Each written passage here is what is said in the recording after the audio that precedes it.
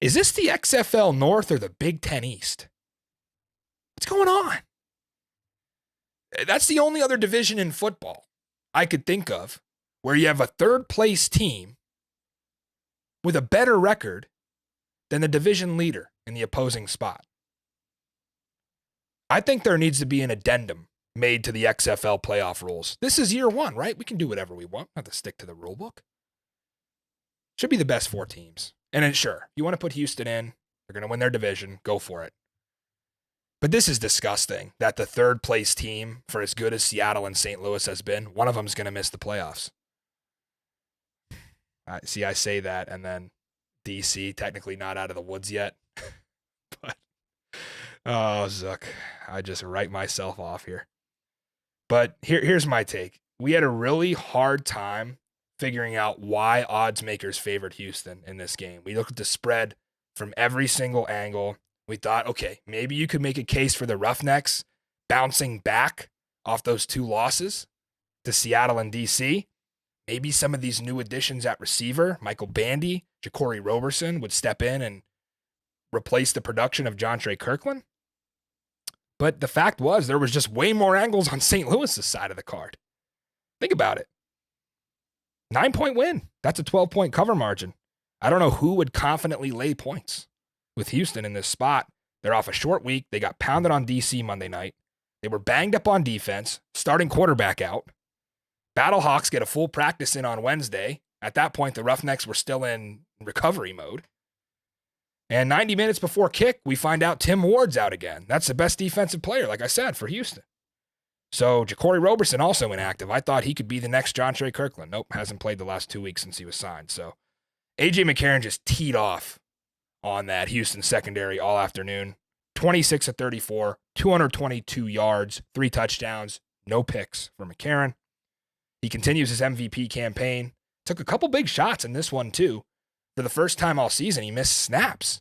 Nick Tiano from Chattanooga got in the game.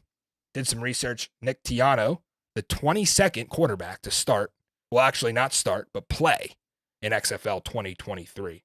The number of starting quarterbacks has been lower, but a lot of these guys have got in as games go on. Marcel Aitman back, and even though he only caught 2 balls for 18 yards, it definitely opened up a lot of other options for AJ. Gary Jennings starting to emerge. He makes a beautiful touchdown snag early on. Hakeem the Dream. Shout out Leah Musgrave from Battlehawks Twitter. That's a great nickname. A+ nickname. Good job, Leah. He was doing his thing. And AJ's favorite guy, Darius Shepard. Look at this guy. 7 for 70 and a score. And on the other side of things, Cole McDonald just not there yet, guys. 15 to 32, 106 yards, touchdown, and a pick. And as Mikey just pointed out, man-to-man, kind of missed the crucial read. And he hands it to Max Borghi there. He gets an open space. With how good Borghi is, you probably get a touchdown. But they get a screen for -6. Great stuff again from Greg McElroy. Love watching these games, even if it was delayed 20 minutes by Pickleball National Championship. Someone told me it was John McEnroe and Andre Agassi. I don't care. I'm sorry. It was pickleball. What are we doing? Come on, ESPN. I was trying to pull up ESPN Plus. It wasn't even working on there. At least it wasn't Mom, Zook. Would you rather watch a sitcom or pickleball?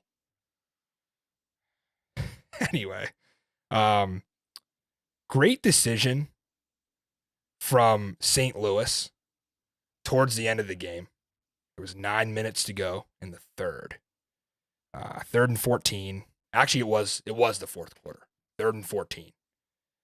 AJ just took a sack.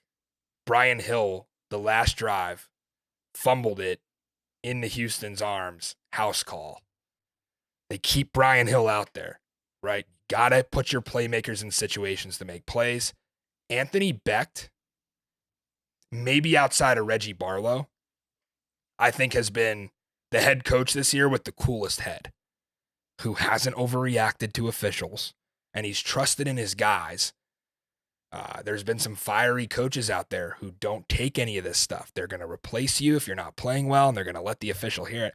Anthony Becht, pretty cool, calm, and collected during the games. He's passionate when he needs to be. Very positive guy, I guess is the word I'm looking for. And he trusted Brian Hill.